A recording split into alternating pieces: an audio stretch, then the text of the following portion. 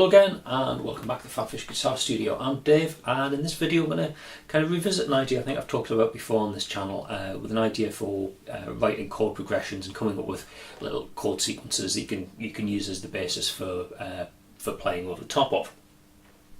Now, if you've studied music theory to any degree, you'll be aware that there's loads and loads and loads of different chords out there available to you, and you might think, well, it's kind of impossible to know them all.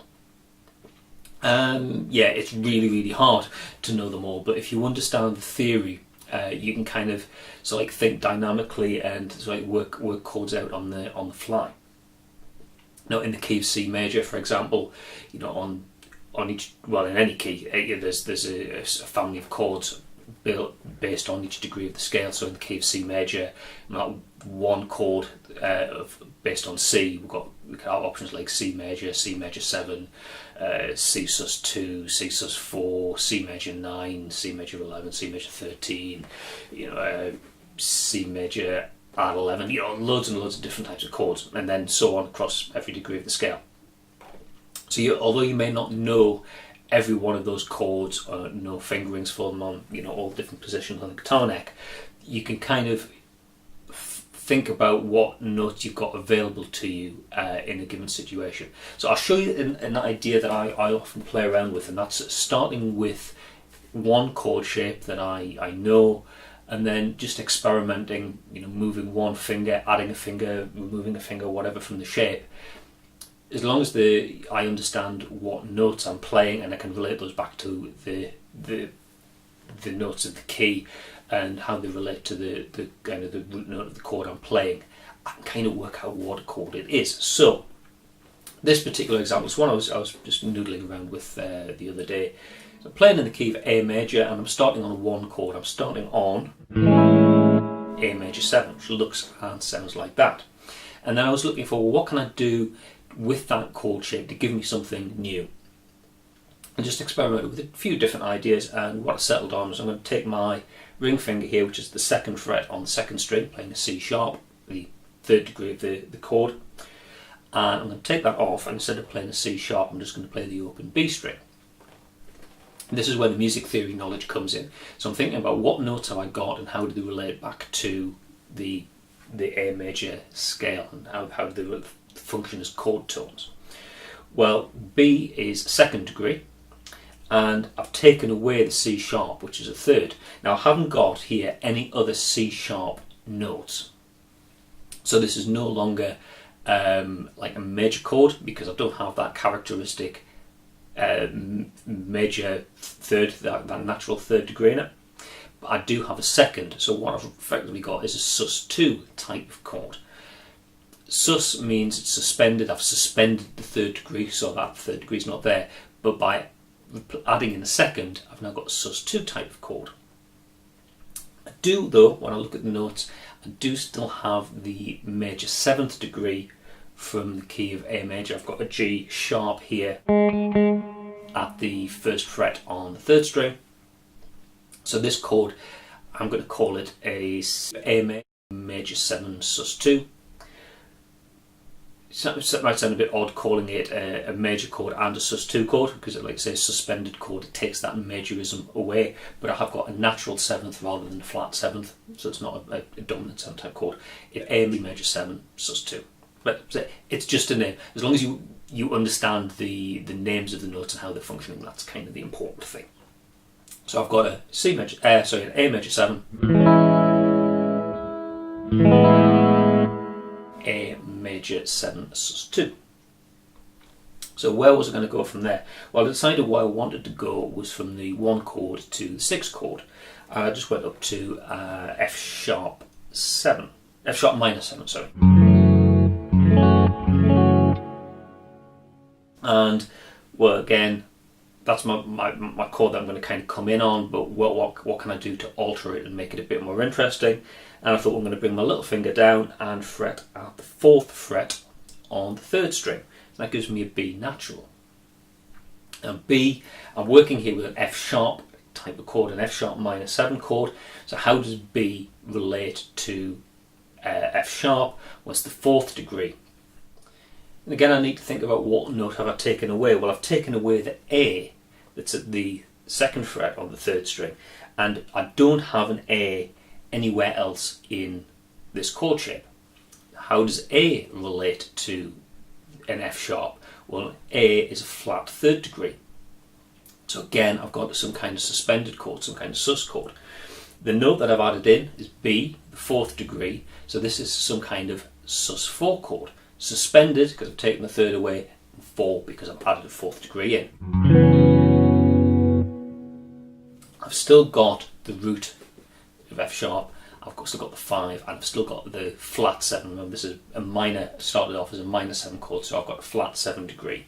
So what I've got here is a chord with the formula 1, 4, 5, a flat 7. So 4, that's actually based on a minor 7 chord, which is where I started from. The chord with that formula is a 7 sus4, so it looks like a dominant 7 because of that flat 5. But again, don't get too wound up or worried about the names. Just think about the notes involved.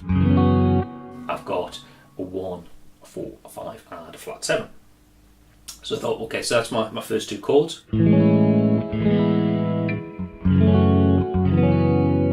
Progression's going quite nicely. Where do I want to go from this 6th chord? And I thought, well, just for the hell of it, I could go up to the 4 chords. I'll go to D major. And I thought, well, I'm going to go with D major 7. So just picking a chord that I know, and then I'll see where I can take that. And I guess the reason that because I naturally gravitated towards that D major 7 chord is because I've kind of got a shape like this, so it's not a huge leap to go to a shape like this. Then I was thinking, well, what can I do with that D major 7 chord to make it a bit more interesting, just to give me some variety. And thought, well, I've got the major 7 chord like this. Bring my middle finger down onto the 3rd fret to give me a D natural. So this chord shape now no longer has a 7th degree in it. I've taken that away, so all I'm playing here is a basic D major chord. Now you might think, oh, D major chord, you kind of think of this shape. But really the shape I've got there is like, if you think of a C major chord, that whole thing moved up by 2 semitones, and instead of the open strings I'm using a bar. Gives me that. D major 7, D major. Now, where am I going to go from there? Well, I want to loop the progression around. A natural way to kind of lead back to that A major 7 chord that it starts with is to go to a 5 chord. And that's not a huge move going from the 4 chord of D major to the 5 chord of E major. Rather than just moving that shape up by a couple of semitones, I thought I'll go to the open position E7 chord. So that's an E dominant 7, formula 1, 3, 5, flat 7. Again, I'm thinking, what can I do to give me some variety? And I want another type of chord that I can play here. And I thought, well, again, just experiment, find something that sounds nice. And what I liked was bringing my ring finger down, 2nd fret on the 2nd string. So that's C sharp. Again, think about my music theory. How does C sharp relate to the key of E major? And it's the 6th degree. Looking at that chord shape though, what note have I taken away? I've taken away the 5th degree that was the open B string, but I've still got a B at the 2nd fret on the 5th string, so I haven't taken the 5th degree out. I've taken one instance of the 5th degree out, but there's still a 5th degree in the chord. What I've done is add the 6th degree in, so I've got a 1, a 3, a 5, a flat 7 and a 6. I wouldn't necessarily call that a 6 because I've got the 7th, sorry, I've got the flat 7 degree. I think of the 6 as being a 13, so if you haven't done extended chords, don't get too wound up about this, but when we're building chords we take alternate notes. So the fact that I've gone as far as adding in the 7th degree means I keep going out to the 7th, then 9, 11, 13.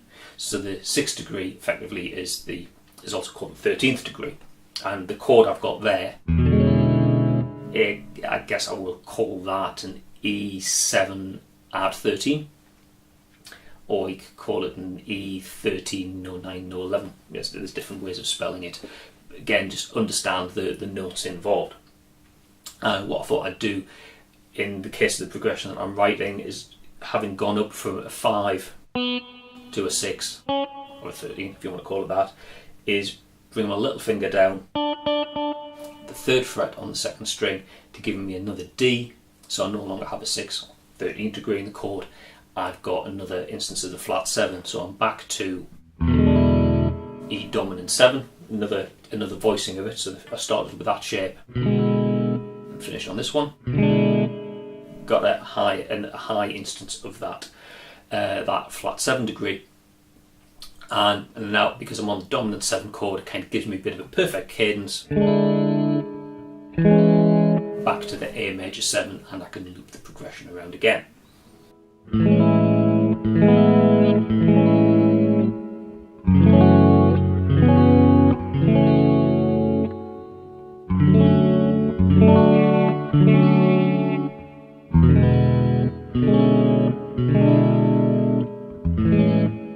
And so on. So there's the basic progression. Put a bit of rhythm to it, give it some life, and you get something that sounds like this.